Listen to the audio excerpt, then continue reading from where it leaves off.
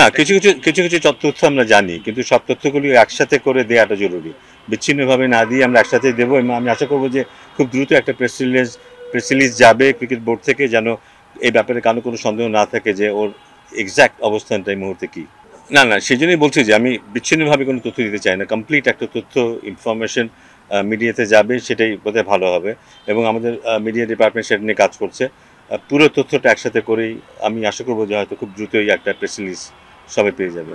না, না, শুধু পরীক্ষার রেজাল্ট না, এর সাথে আর আনুষঙ্গিক আরও ওর ও কী করতে পারবে কী করতে পারবে না, এইসব বিষয় মিলিয়েই হয়তো একটা প্রেস রিলিজ আমরা দেবো, এবং সেটা কমপ্লিট একটা পিকচার দেবে আর কি। হ্যাঁ, ইচ্ছা করলে এখন না পরীক্ষা দিতে পারবে না।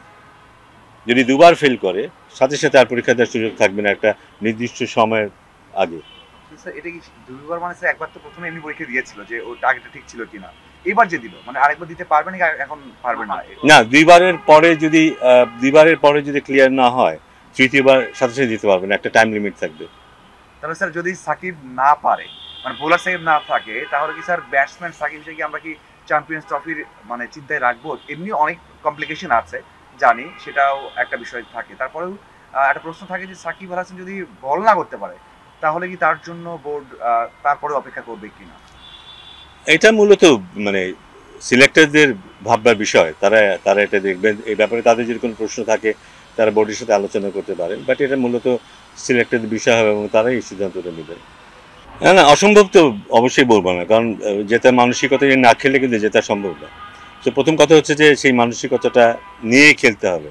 তো জেতা সম্ভব, এটা নিয়ে আমাদের মাঠে নামতে হবে কিন্তু, এবং সে কারণে কিন্তু প্রস্তুতিতে আমরা দেখেছি ওখানে যেহেতু ডে নাইট ম্যাচ হবে, এখানে আমরা সেই একই আবহ তৈরি করার চেষ্টা করছি। ওরা 2-3টা সেশন করবে, ডে অ্যান্ড নাইট ম্যাচও খেলছে। সো আমি আশা করবো যেটা ওদের সাহায্য করবে। প্রস্তুতির কথা যদি বলি, আমি মনে করি যে এটা একটা আদর্শ প্রস্তুতি হচ্ছে আমাদের দলের। এক্স্যাক্টলি ওখানে যেরকম কন্ডিশনে খেলা হবে, সেই কন্ডিশনটা আমরা ওদেরকে দেওয়ার চেষ্টা করছি। তো আশা করছি ভালো প্রিপারেশন নিয়ে ওরা যাবে। স্যার বিপিএল এর মানে বাউন্ডারি সাইজ নিয়ে কথা হচ্ছে, আপনি নিজেও বলেছেন যে আসলে বাউন্ডারি সাইজ আগে বড় হলে ভালো হতো। মানে আপনি পার্সোনালি কি মনে করেন যে আগে কি এমনই ছিল, নাকি এবার একটু বেশি ছোট করা হয়েছে? আমাকে বলা হয়েছে 65 ইয়ার্সের বাউন্ডারি হচ্ছে। 65 ইয়ার্সে যদি হয়ে থাকে, বোধহয় আমাদের হ্যান্ডবুকে সেটা আছে যে মিনিমাম 65 ইয়ার্সের বাউন্ডারি হতে হবে। সো কিছু কিছু জায়গায় মনে হয় 65-এর চাইতেও কম আছে বোধহয়, 2-1টা অ্যাঙ্গেলে বোধহয়। তো আমি আমি আমি অলরেডি কথা বলেছি, এবং আমার মেসেজটা আমি দিয়ে দিয়েছি যে আমরা চাই যে একটু বড় মাঠেই খেলা হোক তুলনামূলক, যেন আমরা যে চ্যালেঞ্জটা প্লেয়ারদের দেওয়া দরকার সেই চ্যালেঞ্জটা আমরা দিতে পারি। না, না, অবশ্যই ক্ষতিগ্রস্ত হবে, কারণ মানে বড় দলগুলির সাথে যদি খেলতে না পারে, তাহলে ছোট দলগুলো কিন্তু রিলেটিভলি ছোট দলগুলো কিন্তু উন্নতি করতে পারবে না।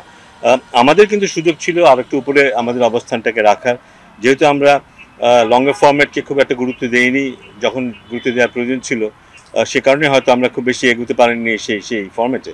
সো এখন আমরা বোধহয় একটু কোণঠাসা অবস্থাতেই আছি বলতে হবে, কারণ এটা যদি সত্যিকার অর্থে কার্যকরী হয়, সেটা আমাদের ক্রিকেটের জন্য বড় একটা ধাক্কা হবে।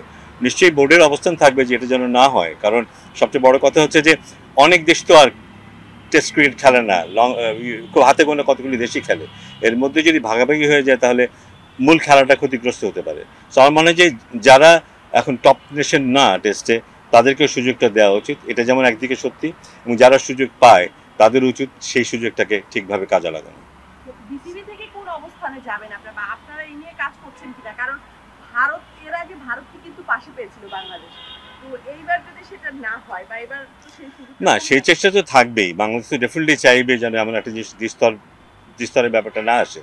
যদি সেই প্রচেষ্টা বাংলাদেশে থাকবেই, তারা নিশ্চয়ই যারা এর ভিকটিম হতে পারে তাদের সাথে বসবে, আলোচনা করবে, এবং একটা স্ট্র্যাটেজি নিশ্চয়ই নেওয়ার চেষ্টা করব আমরা, এবং সেখানে আমরা আমাদের অবস্থানটাকে মেলে ধরার চেষ্টা করব। এতে আমাদের কি ক্ষতি হতে পারে, ক্রিকেটের কি ক্ষতি হতে পারে, সেটা উঠিয়ে আনার চেষ্টা তো নিশ্চয়ই থাকবে।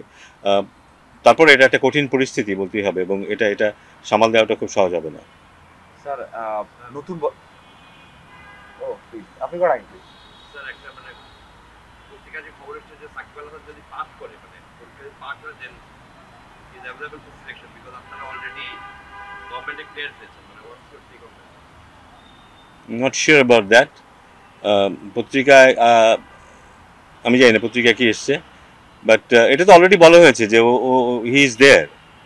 সাকিব আল হাসান কনসিডারেশনে আছে, যদি যদি কোনো সমস্যা হয়ে থাকে এই টেস্টে, সেটা হয়তো আরেকটা বিষয় হতে পারে। বাট ইফ ইজ ক্লিয়ার, তো সেটা ও যে কনসিডারেশনে থাকবে, এটার মধ্যে আগেও বলা হয়েছে।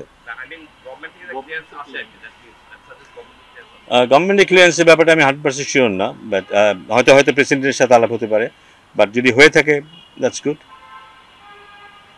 স্যার লাস্ট কোশ্চেন, মানে নতুন বছর তো চুক্তি মানে প্লেয়ারদের কন্ট্রাক্টটা রিনিউ হবে, সেটা কতদিন নাগাদ হতে পারে বা আপনারা প্রকাশ করতে পারেন? বছর তো মোটে শুরু হলো, আমার মনে খুব বেশি দেরি করবো না।